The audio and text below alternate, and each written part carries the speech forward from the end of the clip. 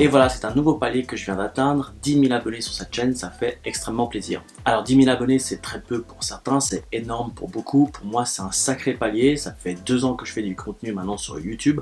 Donc je suis très content de savoir qu'il y a un minimum de gens qui s'intéressent à ce que je dis. Je souhaitais avant tout profiter de cette vidéo pour vous remercier vraiment tous de me suivre, de mettre des commentaires, des likes. C'est ce genre de truc qui donne la motivation au jour le jour pour continuer l'aventure. Au menu de cette vidéo, j'ai une annonce à vous faire. On va parler également de l'avenir de la chaîne et le fameux questions-réponses en fin de vidéo. Concernant l'annonce, il s'agit tout simplement du lancement de la plateforme RedClip. C'est une plateforme pour les youtubeurs qui leur permet d'acheter des intros pour leurs vidéos. Le principe est extrêmement simple. Tu choisis le thème que tu aimes, tu changes le texte et les images et tu télécharges l'introduction. On a essayé de penser à tout le monde. Tu pourras télécharger gratuitement l'intro, mais celle-ci, elle aura un petit logo en bas à droite. Ça permet de faire de la pub pour la plateforme, c'est gagnant-gagnant. Et pour ne pas avoir ce logo en bas à droite, tu pourras tout simplement acheter l'intro. Ça a été un sacré challenge technique de concevoir cette plateforme. En description de la vidéo, je t'ai mis un lien qui te permet de recevoir 50%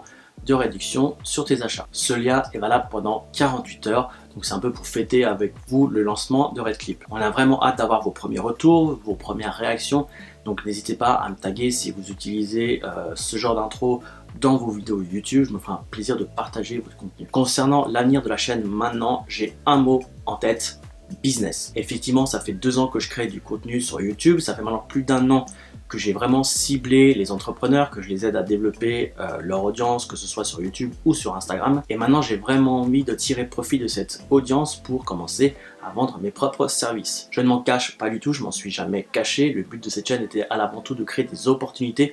Aujourd'hui, je me rends compte qu'il y a énormément de demandes autour du développement Instagram, développement YouTube.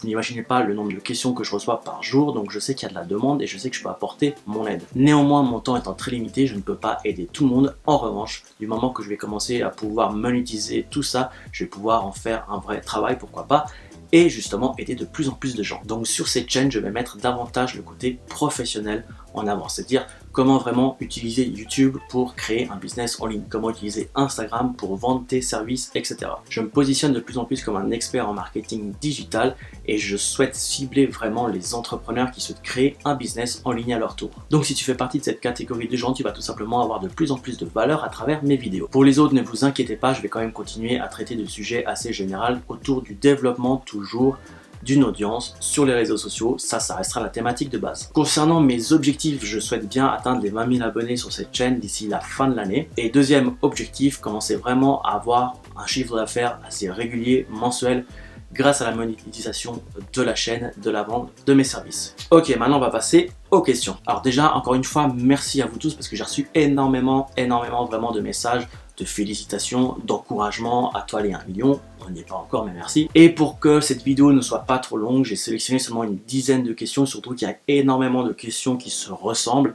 Donc si je ne t'ai pas mentionné toi spécialement qui m'a posé une question, c'est simplement soit parce que ta question était trop vague et que je ne pouvais pas prendre une demi-heure du temps de chacun pour répondre à ta question, ou alors c'est que ta question ressemblait à celle d'un autre. Allez, c'est parti. Ramzi, d'où vient cette passion? Ça a commencé en 2014, je ne suis pas forcément très doué avec les dates, mais en gros j'ai lancé Fundingo qui est une plateforme suisse de financement participatif. J'ai fait une erreur assez classique, c'est que j'ai créé le produit avant de comprendre l'offre, avant de comprendre l'audience qui pouvait s'intéresser à ce type de plateforme. Donc je me retrouve avec une plateforme qui est en ligne, mais je ne sais pas du tout comment lui donner une certaine visibilité. C'est là que je m'intéresse à tout ce qui est marketing et plus précisément marketing digital. Je regarde du contenu sur YouTube, je me prends des formations en ligne, je lis tout ce que je peux lire, bref, je me documente à fond sur le sujet. Je commence à avoir mes premières visites, mes premiers résultats, je suis très content, je me rends compte que ce que j'apprends, je peux le mettre en pratique.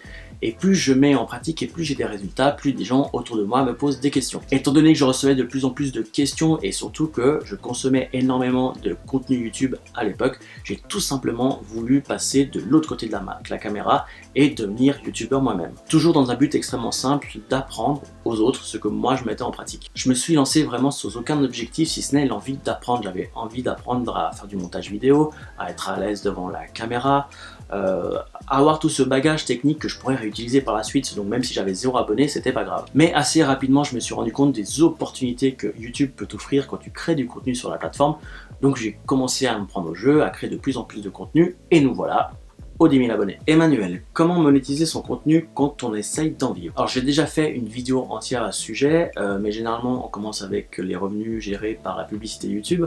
Ensuite il y a l'affiliation qu'on va pouvoir faire sur certains produits. C'est vraiment la première source de revenus que j'ai eu sur cette chaîne.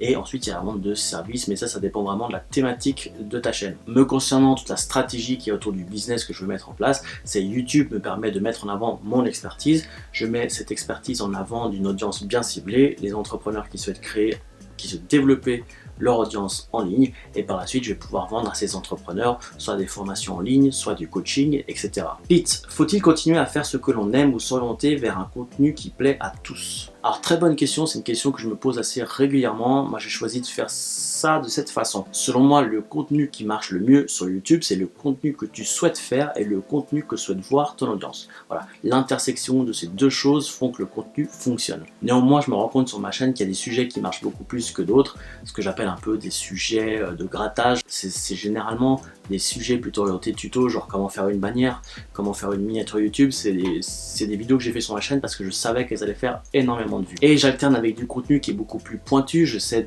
d'entrée de jeu que je vais faire beaucoup moins de vues, mais je sais aussi que c'est ce genre de contenu qui va me permettre de fidéliser mon audience. Donc voilà comment je fais, j'alterne entre du contenu de masse, du contenu qui va me faire énormément de vues et qui va me permettre de me faire connaître, et du contenu beaucoup plus pointu qui lui s'adresse à une plus petite minorité de l'audience de ma chaîne, mais c'est pas grave, c'est comme ça, c'est le jeu. D'ailleurs j'encourage vraiment à tous ceux qui se lancent sur YouTube de tester. C'est très difficile de se dire je vais me lancer sur YouTube avec une idée, une thématique bien précise et je vais avoir tant d'abonnés en tant de jours. C'est faux, il m'a fallu genre 6 mois pour avoir mes 100 premiers abonnés, tout simplement parce qu'il a fallu 6 mois pour comprendre un peu le contenu que j'avais vraiment envie de faire. Nana, déjà félicitations, et ensuite ton parcours avant YouTube c'était quoi? Alors déjà merci pour ton message, et ensuite concernant mon parcours, il est vraiment très standard, très monsieur tout le monde, c'est-à-dire que j'ai fait mes études, j'ai eu un diplôme, j'ai trouvé un travail, j'ai rencontré ma femme, j'ai eu mon premier enfant, j'ai eu l'appartement, le deuxième enfant et aujourd'hui le chat. Tout le côté entrepreneur est venu bien après, c'est-à-dire que quand je suis devenu papa, alors j'étais très content, j'avais l'impression d'avoir mis tous mes objectifs de vie, je les avais atteints,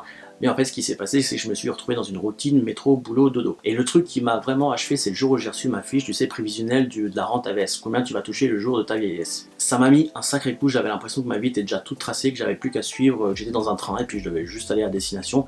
Et il y a un moment où j'ai vraiment eu envie de reprendre le contrôle de ma vie. Cela ne concerne que ma propre ambition personnelle, professionnelle, mais j'avais envie d'un projet, quelque chose sur lequel je pouvais me dédier en dehors de la famille, en dehors du boulot, en dehors de tout ce qui était un peu plus routine, quelque chose qui me permettrait justement de découvrir des nouvelles facettes de moi, de découvrir des nouvelles choses et apprendre plein de choses encore aujourd'hui. Pour plus de précision, je suis ingénieur en informatique ou ingénieur informaticien, je sais pas comment on dit. Je suis ingénieur informaticien. J'ai fait mes études à Genève, ce qui s'appelle aujourd'hui l'EPIA. Et encore aujourd'hui, je suis employé en tant que développeur web. Thomas, quel est ton lifestyle? Travailles-tu à 100%? Quelle est ta source de motivation? Ça fait beaucoup de questions, Thomas. Donc oui, je travaille à 100%. Comme je t'ai dit, je suis marié, j'ai 2 enfants, j'ai le fameux prêt hypothécaire de tous les couples jeunes mariés. Et justement, je ne pouvais pas me permettre de quitter du jour au lendemain mon boulot pour YouTube. Il faut bien comprendre que quand je me suis lancé sur YouTube, c'était avant tout pour m'amuser, pour me créer des opportunités, pour découvrir certaines choses en fait. Et j'ai toujours peur que quand ta passion, ta motivation devient ton métier, les choses changent un petit peu. Néanmoins, je me rends compte de jour en jour qu'il y a énormément de potentiel à travers cette chaîne, énormément d'opportunités pour moi qui peuvent se créer, donc je vais absolument rien lâcher. Au contraire, je vais me dédier de plus en plus sur cette chaîne. Donc je me retrouve dans une position qui est extrêmement confortable. J'ai un boulot à 100% qui justement me permet de pas trop me réfléchir pour payer mes factures à la fin du mois. YouTube, c'est plus un terrain de jeu où je me rends compte qu'il y a énormément de potentiel, il y a énormément d'opportunités qui peuvent s'ouvrir à moi grâce à cette chaîne. Donc je continue un peu de jouer sur les deux plateaux. C'est une situation qui me correspond très bien encore aujourd'hui. Ma plus grosse source de motivation aujourd'hui, c'est tout simplement justement, je me sens en contrôle de ma vie. J'ai vraiment l'impression qu'à travers cette chaîne, je peux créer tout un tas de choses. C'est une excuse pour aller rencontrer d'autres youtubeurs, c'est une excuse pour continuer à apprendre plein de choses, mais ma plus grosse motivation que j'ai aujourd'hui, c'est que vraiment cette chaîne devienne un business rentable à plein temps. Bon, après je te cache pas que entre le dire et le faire, Macoïd, as-tu des conseils à donner pour un youtubeur tech débutant? Alors je pourrais pas te donner des conseils concernant la tech, je ne m'y connais pas du tout, je connais très bien ma thématique à moi, mais néanmoins ce que je conseille à tous les youtubeurs débutants, c'est de créer un maximum de contenu. Créer du contenu, c'est comme ça que vous allez devenir meilleur, c'est comme ça que vous allez tout simplement vous améliorer, c'est avec la pratique. Et avec le temps, tu vas pouvoir te rendre compte quel est le contenu que ton audience aime le plus, celle qui fait le plus de vues, celle où tu as le plus d'engagement, de commentaires, etc. Et plus tu fais du contenu, plus les gens vont t'écrire en commentaire, j'aime ci, j'aime ça. Ils vont même te poser des questions, est-ce que tu pourrais faire une vidéo sur tel sujet, sur tel autre sujet, et ça va donner des idées de contenu. Tout ça avec le temps fait un espèce d'effet boule de neige qui fait que tu n'auras même plus à réfléchir sur le contenu que tu veux créer, c'est ton audience qui te le dit. Évidemment, à toi de trouver le juste milieu entre ce que te demande ton audience et ce que toi tu as envie de faire. Mais quand on débute, il faut créer du contenu, il ne faut pas se prendre la tête avec le matériel, avec la thématique, avec je ne sais quoi. Crée du contenu, crée le contenu que tu as envie de faire et tu vas bien à un moment donné trouver une audience qui interagit avec ce contenu. Virginie, j'apprécie votre travail et j'en apprends beaucoup de vous. Merci.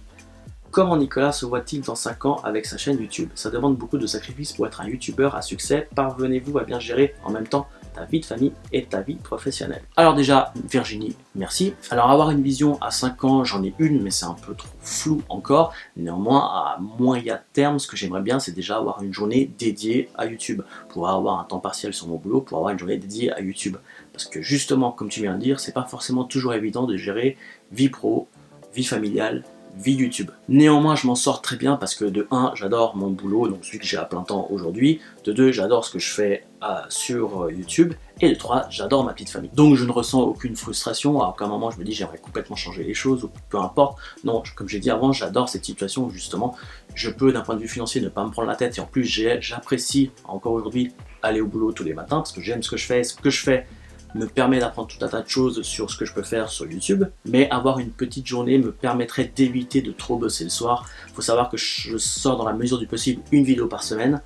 Généralement, je fais ça le jeudi. Pourquoi le jeudi? Parce que le jeudi, je fais du télétravail. J'ai cette chance de pouvoir faire du télétravail. Donc en fait, ma journée commence à 6h30, 7h du matin et je la finis vers 15h30. À partir de là, j'enchaîne directement avec la vidéo de la semaine. Je fais le montage et si tout va bien, à 18h avant que les enfants, ma femme et les enfants rentrent à la maison, j'ai tout fini. C'est souvent pas le cas. Souvent, il y a des petits couacs. Souvent, je finis plus tard. Souvent, c'est moi qui dois aller chercher les enfants. Donc, je dois faire le montage de la vidéo le soir même pour pouvoir le sortir le vendredi midi. Des fois ça sort pas le vendredi midi, des fois ça sort le dimanche matin parce que de nouveau il y a eu tout un tas d'interférences, mais c'est comme ça fait partie du jeu, on fait ce qu'on peut. L'important dans tout ça, je pense, c'est pas trop se prendre la tête, c'est de faire vraiment au mieux. S'il y a des semaines où tu ne peux pas créer du contenu, c'est pas grave. Moi, il y a des semaines où je peux pas, c'est juste impossible, j'ai trop de choses à gérer.